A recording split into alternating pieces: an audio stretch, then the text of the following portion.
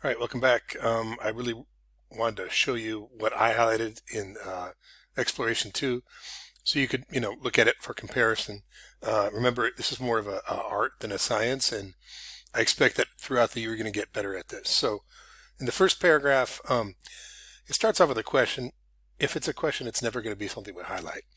And it talks about wind as moving particles, but I kind of thought we hit that before. So what I wanted to focus on this first paragraph was the last part about how the planet spins on its axis, and this affects the matter in Earth's atmosphere.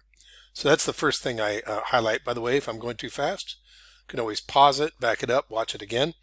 Then the next page, I've got wind and the Coriolis effect. And so this is like a really important piece. You just got to know this. Wind moves from an area of high pressure to an area of low pressure.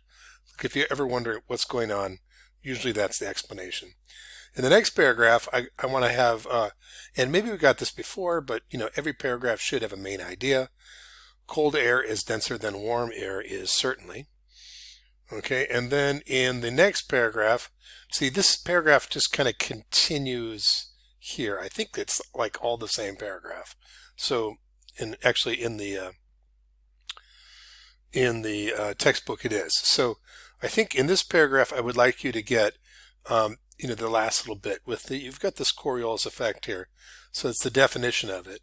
And then you've got basically you've got this effect of the Earth's rotation is called the Coriolis effect as Earth spins. Wind in both hemispheres curve. In the next paragraph, we've got the formation of wind belts. And I think, really the curving horizontal winds combine with vertical moving air to form smaller convection cells that are about 30 degrees latitude wide. And we need to get this to kind of, understand this is how it's put together. Because before this, they're talking about like, what if there was only one convection cell? So we got that bit.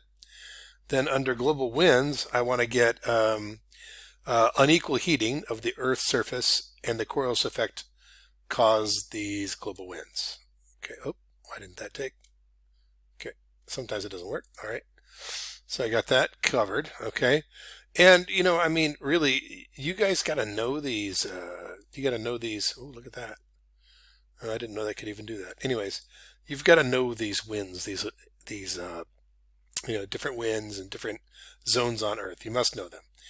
And then let's see. I think what I did do is, okay, so polar easterlies. This is kind of odd. Maybe you guys didn't get this, but I got cold polar easterlies, and I got form latitudes greater than 60. Let's see, that's not even gonna, okay. Well, all right, so having that much highlighted, I think, is a big start. After having done that, I think you've got to make notes, and then you're done. So talk at you later.